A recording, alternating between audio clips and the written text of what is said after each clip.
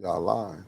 We're live here, Flint Voices. I would love to welcome everybody here. We're finna have a beautiful show. The title of today's show is Standing for Something. I ain't even supposed to be here, but I thought you was gonna be gone too. yeah, but God works in mysterious ways. I'm here, and I was the first one here. I was the second one. My boy Pfeiffer he beat me here. I like that. That's a councilman that was early. Very, thank you very much. Well, anyway, I have been standing for something, and what I've been standing for is that I want the city of Flint to use the Harper funds to stabilize the water fund, and then in return to go back in zero balance the residents' water account. I have witnessed Pfeiffer stand up and fight hard and make some serious statements. Like one of the statements he made was, we should keep all of the houses and we should fight land bank for these same grants that land bank are getting and that we can clearly see are being misappropriated. We can clearly see it. They ain't paying the trash company to pick up trash in front of them. They're staying there till they got to be tore down and demoed.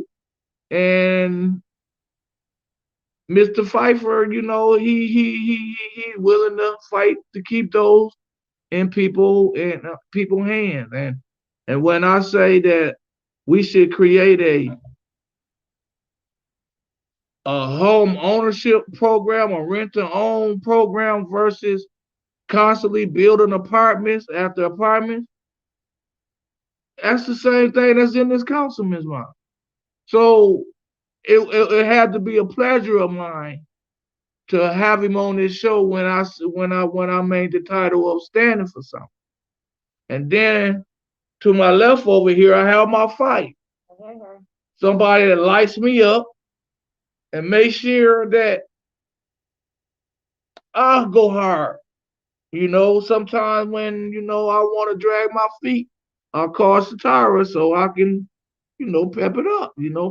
Sometimes when it's depressing times when you're trying to help people that ain't even trying to help themselves. And that's just being real. When I talk about the citizens of Flint, yeah, we don't support in the right way, the right causes, and we get distracted. It's a lot of distractions going on. For a minute now, suggestions about the Harper funds have been suppressed by this current administration. And now all of a sudden, they had hired a firm to which I feel that the community never had a chance to weigh in on how we felt about them as a whole hiring this firm. So, Richard, before you go further, I just want some clarification. They hired a firm to do what? Basically, Do the paperwork. do the paperwork for spending the money. Okay. For $1.9 million.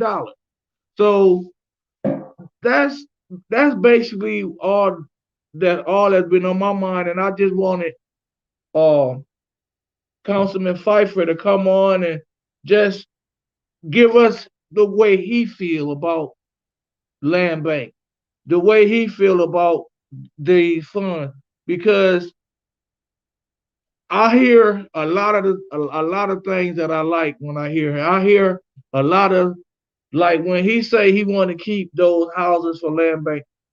I been talking to people that want to buy some of these houses and fix them up and let people that have been working out of at Hurley's and paying rent for years to rent to own those houses. And I've been thinking about a lot of different little neighborhood programs you could turn into some of those houses. It's a whole lot of good that can be done with some of those houses versus tear down, and it's a lot that got to be done because some of those houses are labeled in a thing called area called green space, which is something else that we as a city need to be standing up and fighting and getting. And that's what another question I want to ask them later on is, what do we have to do to change that master plan? Satara, Yes. I didn't ask you specifically about anything as far as standing for something because you stand for so much. So at this time now, I'm turning the floor over to you to where you can express whatever you want to say and what any issue that you are currently addressing or about to address. I know you've been helping a lot of people that have been in need of. Hey, she been busy, y'all. Let me say something. Just because you don't see somebody on Facebook, just because you don't see somebody on Facebook, that don't mean they're not serving their community. That don't mean they're not in meetings trying to put together something to help people. And that's the reason why I had her. And plus, she my co-host and she my fire. So, of course, when I had something else to do scheduled, it was a pleasure of mine. I was looking forward to just being in Detroit right now. Mm-hmm. And Lashawn sitting right here. I looked this is all of Flint voices, including the one I just did last week. This is the one I was looking forward to. Mm-hmm. And this was the one that I was supposed to have the least to do. And I'm trying to have and I'm finna have the least because I'm turning it over to you. Tell the people about some of the things you stand for, and that's that Councilman Dennis Pfeiffer tell us what's on his mind and how he feel about land bank, the Harper funds, and garbage contract. We ain't talked about that in a minute, have we? It's been a whole lot of council meetings ain't talk about them hearings. So we got a lot going on. So Satara, I'm gonna turn it on over to you. Oh, hey y'all, it's been a while. But I've been busy, really busy with a lot of stuff. Not only work, but I've just been busy with a lot of stuff out in the community, uh, whether it be church or whatever the case may be. Like I've just been busy. So I stand for Flint, period. That's it. I just stand for Flint. I love this city. I love the people in this city. We just gotta do better. I'm disappointed in my city. I'm disappointed in the leaders in my city. I'm even disappointed in the people in the city because we're not standing together and we're not doing the things that we're supposed to do. And we really need to do that. You know, Rich, one of the things that, you know, contrary to popular belief, Rich and I haven't known each other very long, but we formed a bond and connection immediately, right? And what I really loved about Rich's passion for the city. And Rich has a great heart, a big heart. And that was one of the things that drew me to him. And I know he tells this story all the time about how I tried to help him, and he said no, he didn't want my help. City council, he didn't want I want nothing from you. He didn't want my help. I do what damn it, forget you then. Man, I was mad. I was mad. Man, I was like, I'm gonna show them. I'm gonna win this as a write-in. They don't want to buy me no literature. I'm gonna show them. I'm gonna win without any literature. I can't get on them forums. But I had people like her. But I ain't dumb this time around. You know what? But I never stopped fooling with Rich. I never did. I was always whatever he needed. If he called me for something or he came up to see me, whatever he needed, I had for him. So I just appreciate him. I appreciate his dedication to the city. I appreciate his heart. I just appreciate everything that he does. I get a little. I'm the one to get a little riled up. That's why he called me fire because I'm a little fire. I'm a fire sign too, so there ain't nothing I can do. But I just would like us to take our city back and to have it in the right place and put the right people in place. And we need to do that by voting the right people in place. And in order to vote the right people in place, we have to vote, right? So those are the things that I'm passionate about. This water, y'all know, every time y'all see me on this camera or anywhere, I'm always talking about the water, right? Because it's an issue and it's a thing, and I don't understand why it's not a thing for everybody else and why it's not bigger for other people. It should be 80,000 people in Flint, 80,000 people should be pissed off, and 80,000 people should be fighting about it, right?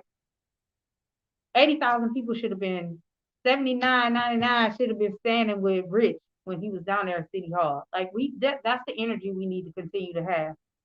I know I was always saying, y'all stop paying the water bill. Don't pay it. Put the money in escrow. So when they come and they say they want it, fix it. When you fix it, you can have it. It's right here. I don't know. Y'all don't listen to me. I appreciate Dennis Pfeiffer for coming on, to come and speak with us and answer these questions and get some clarification for us. I know I don't always have time to watch city council and all of that, so I got people that keep me abreast of it, but it's gonna be real nice to have you with us to explain some things to us. So I appreciate you coming out, sir. The floor is yours, Mr. Pfeiffer. Hold on. First of all, congratulations on becoming council. You won your race. And I love your composure. You're killing them. You are killing them softly. That's what I call killing them softly. Yeah. You ain't you. And where was you at 6 months? And they like, hey, man. Well, I wanna, argue the facts and not people's personality. There you go. I think that's what we need more of and less personality disputes. I agree. I'm here for you guys to answer questions that you have. What Rich brought up first was the 600 homes for the land bank. And it's unfortunate that more people in the city don't share the same view. Those 600 homes could have provided not just homes, but they could have provided jobs, and they could have provided, more wealth to those potentially in those homes and people in the city. We could have had job programs to fix them or demo them. And now, unfortunately, we really can't even use ARPA funds for demo or improvement of those homes because we don't own them. So now we have to give money if we wanted to do anything with those homes and anything in the city that, of blight or anything, we have to give money to the Genesee County Land Bank for them to not spend in the city. They own 15,000 homes in the city.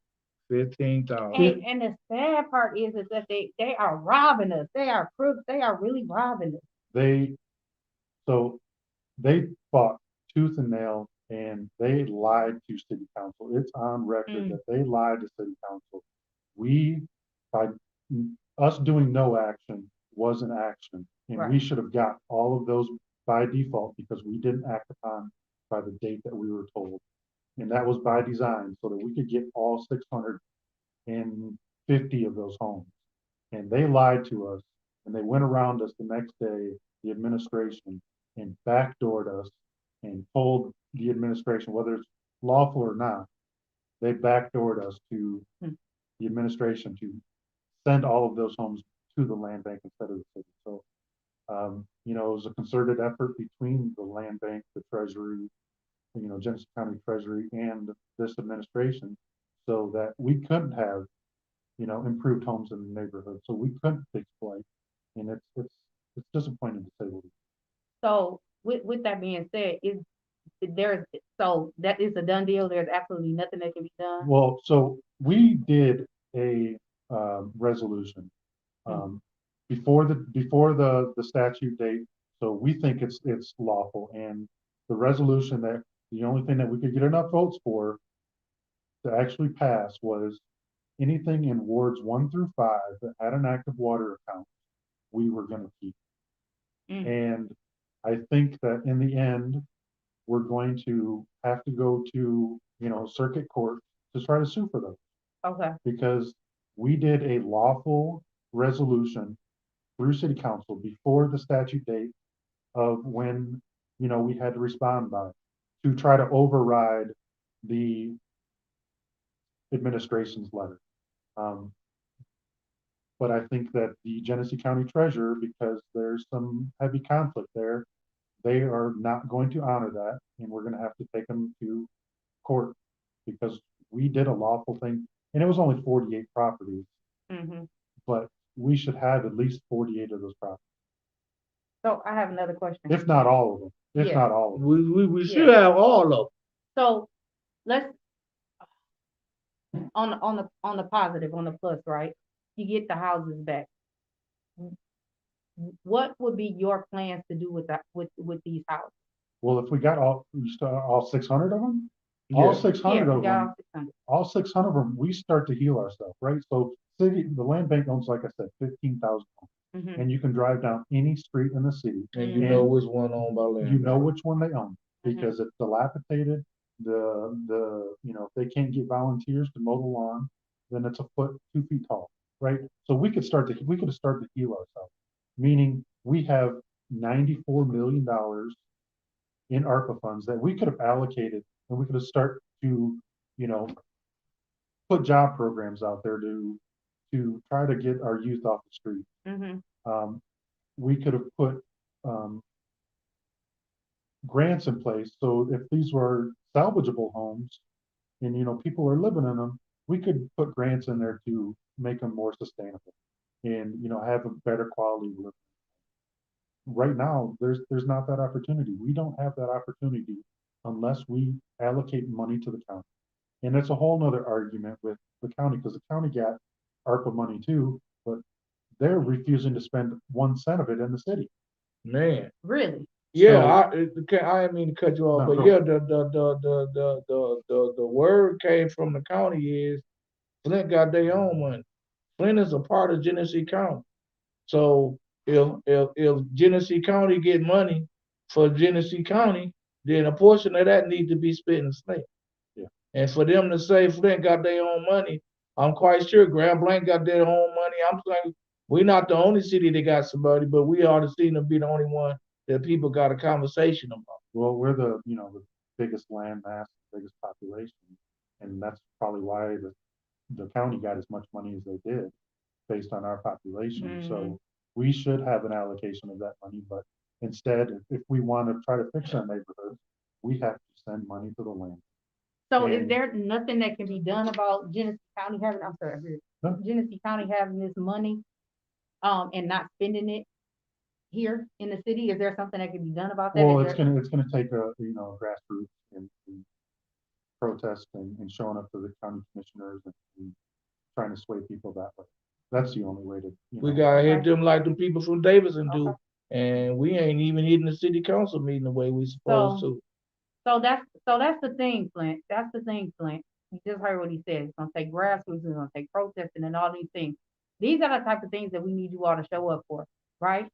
So when we start doing that, because the problem is that you all bitch and moan about it, but you don't come out and move your feet, right? So that's the problem. That's one of the problems that I have. We can't complain about something we're not doing anything about. So with that being said, if these are the things that we want to do and we want to have these things in place, this is what we need you all to come out for. These are the things that Rich fights for. These are the things that he comes out and doesn't get the support that he needs. It's disheartening, right? And it's disheartening for the city to look like this and we're not doing anything about it. So, Mr. Pfeiffer, say you don't get the 600 houses or 650, you only get the 48. What's the plan with those?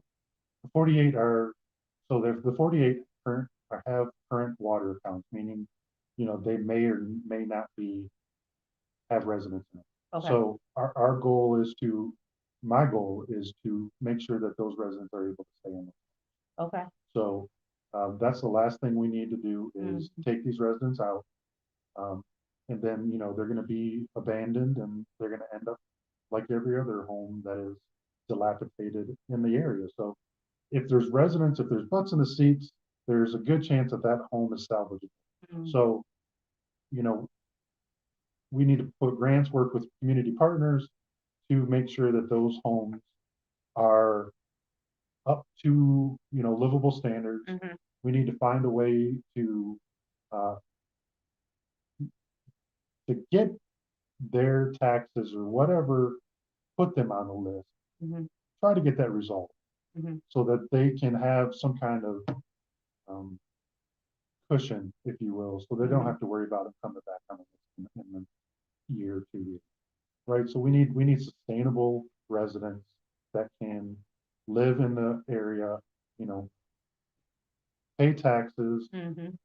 pay, be a part of the community. If a Yeah. vacant house isn't a part of the community, it's a blemish on the So, uh, again, I'm gonna go back to the 650 houses. Say the 650 houses, we did get those back, right? You ever get that back? community. Would there be some program put in place or something put in place to where, say, Rich and I, if we wanted to buy one of those houses, we were able to do that? Yeah.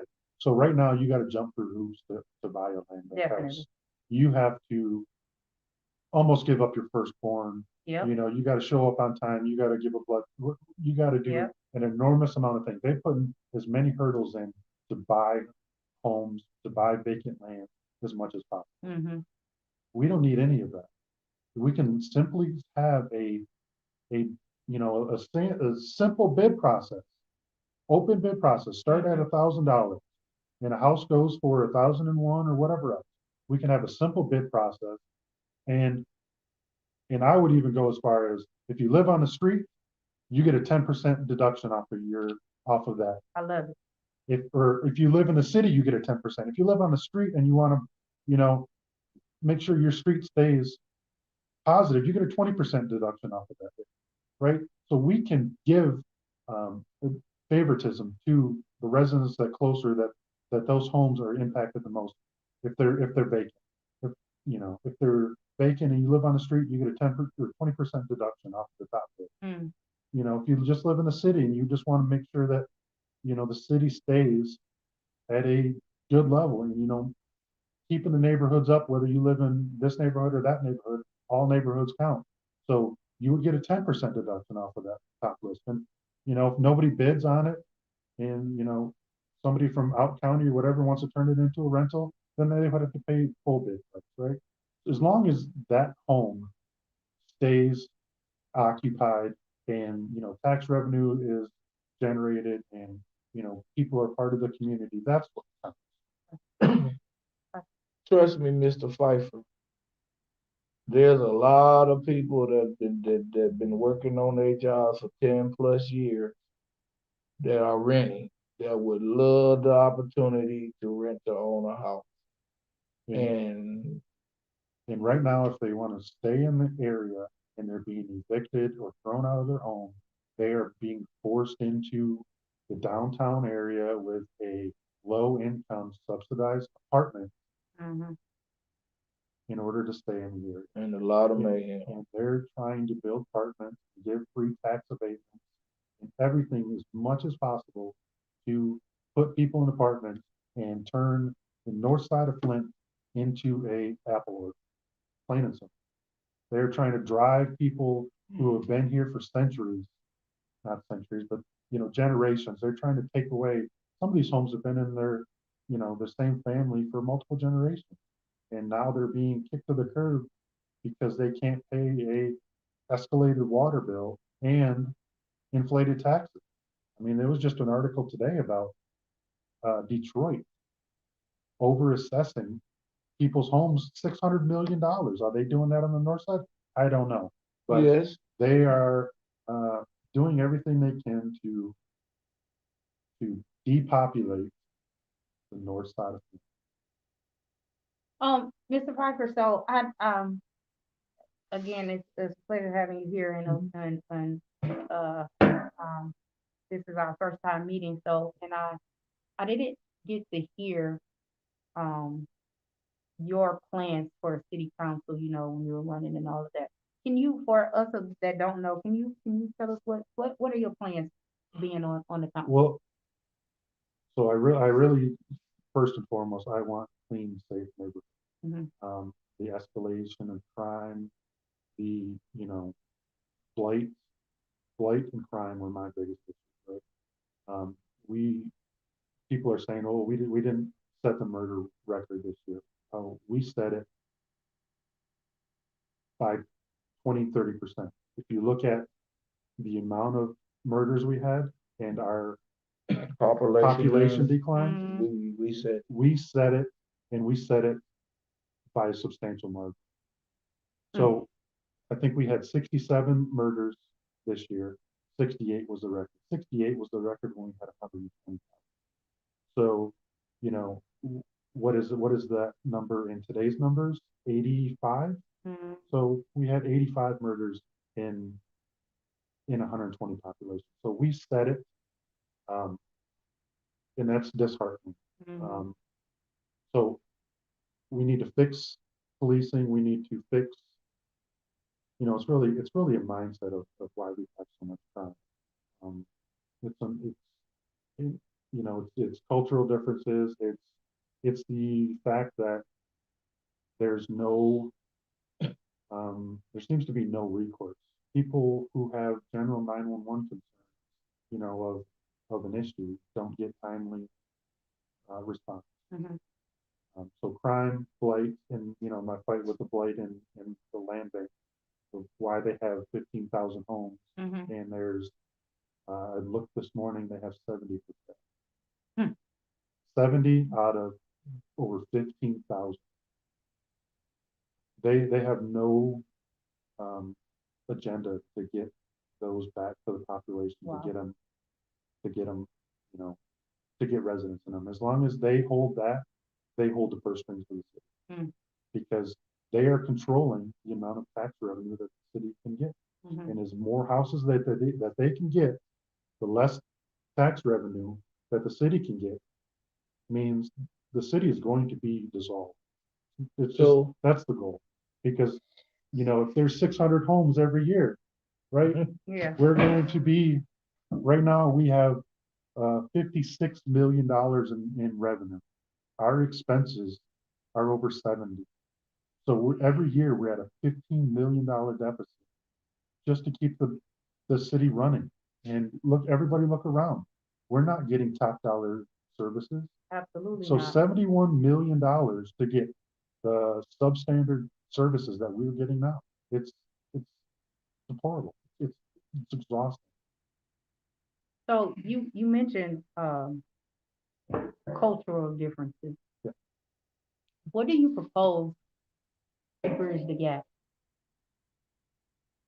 That's $1 million question. I think there's when I say cultural differences, there are, there's been cultural differences in this city forever. And there are things that we can get aligned on across the board. Everybody, Black, white, Asian, Mexican, everybody that lives in the city of Flint, they want clean, safe neighborhoods. They want their children to go out and play, right? So I think we use the items that we can agree upon and that everybody wants, and use that as a stepping stone to learn everybody's differences and be more accepting.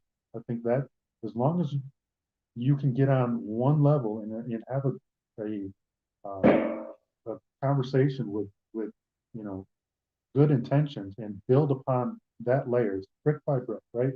So we start there, and then we just add bricks and bricks, and eventually, we will come together. It has to. Either we'll come together, or it's going to be it's not going to end well, because everybody's going to put up their own fences and stay in their own silos, and nothing's going to improve. So I'm glad you said that, and I'm glad you even talked about the layered bill, right? Yep. So so my issue has always been the whole, when anybody, politics is politics, right? Nothing we can do to change that. Yep. It is what it is. People are going to say what they're going to say, and they do what they want to do, in order to get the seat. We already know that we do that. However, at the city level, right? We kind of have a mindset of it is being a little bit different, because you all are the people that we know. You're in our communities, some of you anyway. That's debatable, right? Yeah. You're in our community. We've known you for a little while, seen you around the neighborhood, doing the work around or whatever. And so we have this trust and we have this faith in you, right? And a lot of times, some of you all are saying the same thing. I want this, I want the blight crime, this, and that. And then we get the seats, right? And now Yep. we're raising hell. Yep. They, it's like every other politician. They tell you what you want to hear, right? They tell you what you want to hear, but when it's time to put boots on the ground and get things done of what you promised, they disappear. Absolutely. Right? They fall in line, and the same count or the new council is the same as the old council. And that's what we don't want. We don't want the cookie cutter council, right? The new mayor is the same as the old mayor. And you like it for decades. It's been the same. We've been under a steady decline for decades. So what's setting you apart? What's gonna make me be on the Dennis Pfeiffer train? I don't have an agenda other than clean and safe. I didn't join or run for city council for the paycheck. And I want to be able to, because I've been born and raised here, right? I left for a 5-year stint. I moved to Louisiana during the Great Depression or whatever, when there were no jobs or whatever else. I had to look out for the family. And then I moved back. But I've been born and raised here. I was born in McLaren. I grew up off of Fenton and 12th Street. Went to Southwestern, graduated from Southwestern, and just in my lifetime, we used to go out and ride our bikes and play in the neighborhood, come back when the streetlights come on, right? You don't see anybody in the neighborhood. One, I think it's a generational issue where I'm just unfortunate, but these phones and computers and everything else are a stain on our existence right now. Absolutely. But you can't drive through any neighborhood and not reminisce on the past of what the city used to be. And I want to leave something for the next generation. And it's unfortunate, but the generation that is almost non-existent, meaning the elderly in the neighborhoods. And I've told this to many people, when the elderly, when it's their time to move to the next level, and they're not propping up the city, because there's a lot of elderly in the neighborhoods and in these homes still. And when they're not there to prop up the city, we're down to another level. I promise you, because we can't attract anybody. We can't attract a new generation to come to the city because we don't have anything to offer. And that's what I want. That's my agenda, right? I want to stop the city from shrinking. I want a permit to be pulled for a new home. Do you know that there hasn't been a permit built or pulled for a new home outside of the Smith Village in 20 years? Really? So I want growth. I want, it's cliche, but I want Flint to be the shiny city on the hill, right? Yeah. That's what everybody, promises, and that's what they promise until they get in the seat. But that's what I want. And if you listen to me on council, I'm beating them up over every dollar that they spend, and I'm fighting for this. If I was a lying politician and just get into the seat, I'd sit on my thumbs, vote, blah blah blah, don't say anything. But I'm here to make a change. I'm sick of the status quo. I don't want this council to be the same as the last council, the last council before that. Have you guys seen the Flint Town on Netflix? It's been out for a couple of years. Right? Yeah. I rewatched that. I got up at 4 a.m. this morning because I couldn't sleep, and I rewatched that. And the same issues that they spoke of in that documentary, it could have been filmed yesterday. Mm-hmm. The police are underfunded. They're overworked. We've got no money. You drive through and see some of the houses that they drove through in there and see that they're boarded up. They're still boarded up to this day. We are stagnant. We have to change.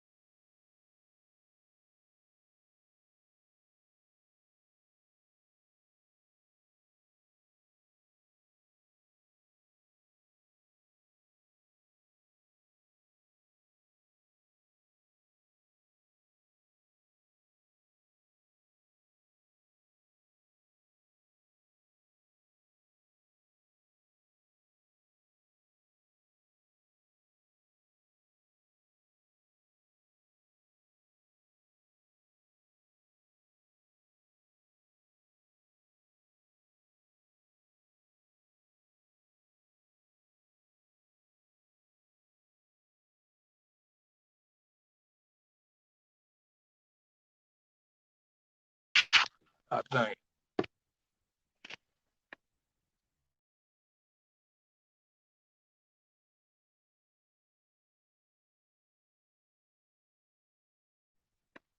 Mickey. It's struggling. Mickey.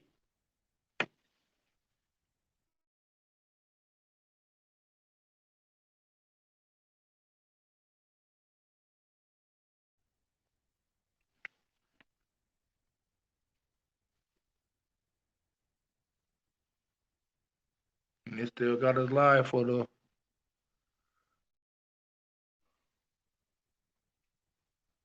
Is Mickey Mike muted or something?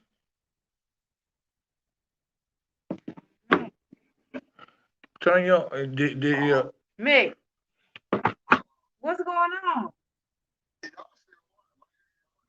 We We didn't don't know have that. nothing. We We- can't see nothing. Is all three of us still live or see just us? me? Can you see us, Mick? There we go. Oh, we back. We back on? Yeah, we had some difficulties. We sorry. Yeah. Yeah, we good now. So, like we were saying. I wanna I'm interfere for a minute, but Y'all get back busy. But, I'm gonna mute my mic. Sorry, y'all. I done had plenty of off record conversations about Mr. Pfeiffer, and I just keep it real with the people. I say I understand him from all angles that he coming from. And the number one thing that I like about him is he's a business owner. He's a successful business owner. He's a product of hard work equals success. And we need big business ideas, because it's not gonna take somebody open up a barbecue or grill here, or a couple people selling t-shirts there.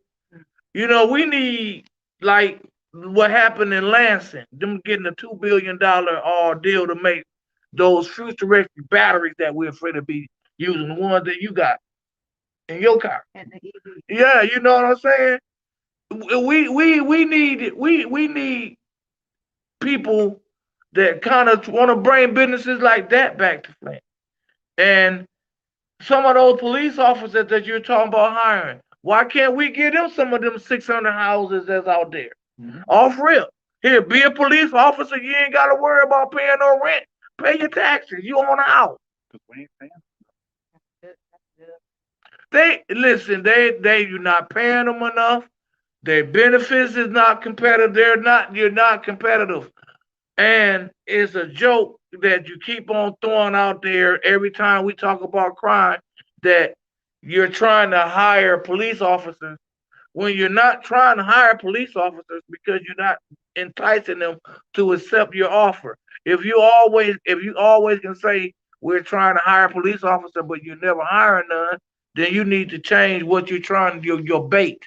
Your bait needs to improve. And giving them a house, that ain't gonna do nothing, but now you got somebody else paying taxes. Like this person right here that's calling me on the phone is gonna cuss me off for pushing that button. As a long time worker for Hurley Hospital. If they've been paying rent for over 10 years, I know they ain't gonna have no trouble paying their taxes for 10 years. Real man. Just